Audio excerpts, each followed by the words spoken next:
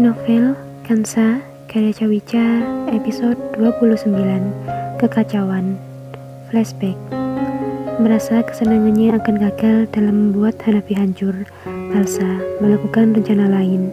Elsa diam-diam masuk ke dalam ruangan Dr. Arya dan mengganti cairan yang telah diambil Dr. Arya, menggantikannya dengan cairan yang tidak dapat mematikan sel, tapi hanya merusak jaringan.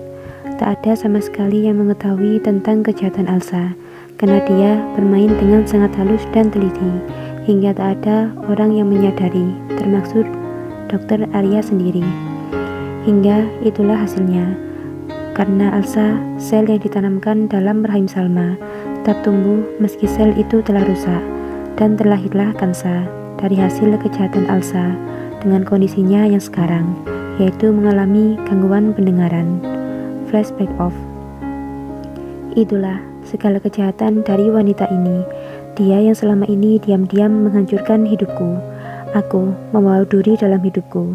Seharusnya aku pulangkan kau dulu ke desa asalmu, agar kau tahu tempatmu, agar kau mengerti karena siapa kau memiliki kehidupanmu sekarang.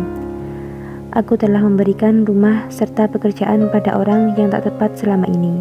Meski aku berhutang nyawa padamu, aku juga telah membalasnya dengan memberikan kehidupan yang lebih baik hingga sekarang. Tapi apa yang kau beri padaku?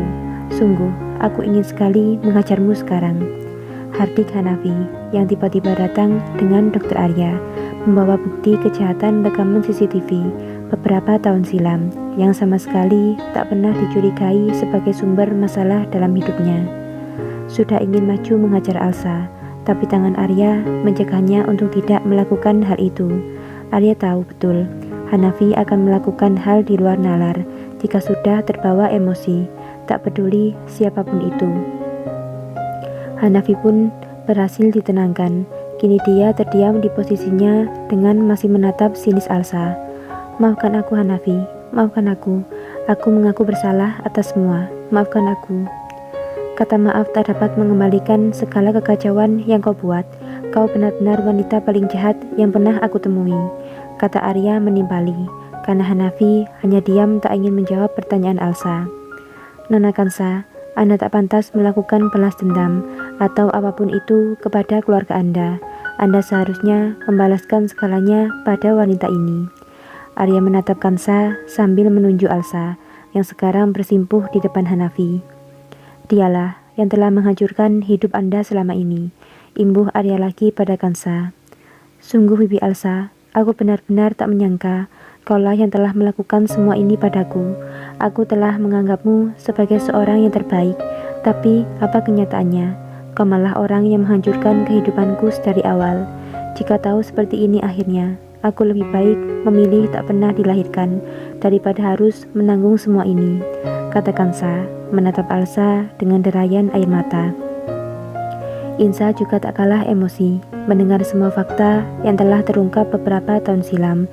Dengan nada yang masih dingin dia berkata, "Maka untuk segala kejahatanmu, apa hukuman yang pantas untukmu?" kata Insa sambil menatap Elsa dingin. "Aku telah melaporkan segala kejahatan yang dia lakukan pada polisi. Dia akan mendekam di penjara, mempertanggungjawabkan segala yang dia lakukan. Hanya itulah hukuman yang pantas dia terima," kata Hanafi tak melihat sama sekali pada Elsa. Jangan, aku mohon, jangan lakukan itu padaku Han.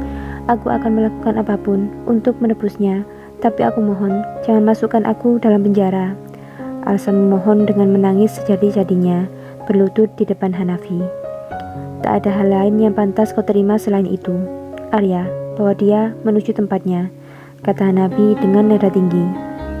Arya pun dengan segera pamit undur diri dan membawa semua bukti kejahatan yang pernah dilakukan oleh Elsa, juga membawa Elsa serta menuju ke kantor polisi untuk mempertanggungjawabkan segala perbuatan yang pernah dia lakukan. Tinggallah Kansa, Hanafi dan Insa dalam ruangan tersebut. Kansa dengan derayan air mata yang masih mengalir di pipinya, sementara Hanafi dan Insa dengan amarah yang masih meluap-luap di dalam tubuhnya. Hanafi pun menghampiri Insa, memeluknya dan berkata, "Maafkan aku sayang, telah membiarkan orang seperti Elsa ada di antara kita. Dia benar-benar telah membuat rumit kehidupanku." Tak apa, setidaknya dia sekarang sudah membayarkan segalanya yang telah dia lakukan, kata Insa sambil memeluk Hanafi juga. Emosi keduanya sedikit mereda. Mereka pun saling menatap. Lalu bagaimana dengan dia? Ini hanyalah kesalahpahaman bukan? Kata Hanafi menatap Insa penuh arti. Entahlah, aku sudah benar-benar muak dengan segala keadaan ini. Semua kekacauan ini membuatku pusing, kata Insa sambil melirik Kansa sekilas. Kansa mendengar semua perkataan Insa dan Hanafi, merasa dirinya yang sedang dibahas. Kansa segera berlutut di depan Insa dan Hanafi. Ibu, ayah, tolong maafkan segala kebodohanku yang telah percaya begitu saja dengan wanita jahat seperti Bibi Elsa. Maafkan aku, kata Kansa dengan isaknya. Maaf tak akan merubah apapun yang sudah terjadi. Segala kekacauan yang kau buat karena egomu, karena alasan balas dendammu yang tak berdasar itu, kata Insa kembali bernada dingin pada Kansa. Aku tahu ibu, maafkan aku memang bodoh ibu, maafkan aku. Sudahlah, 1000 maaf pun tak akan mampu merubah keadaan ini. Semua telah kacau, semua telah hancur karena kecerobohanmu, kata Insa sambil ingin berlalu meninggalkan ruangan itu. Maka aku akan memperbaikinya ibu, aku akan memperbaiki semuanya. Apa maksudmu dengan memperbaiki semuanya? Kata Hanafi merasa bingung dengan perkataan Kansa. Insa yang ingin beranjak pun mengurungkan niatnya, ingin mendengar kalimat lanjutan dari Kansa.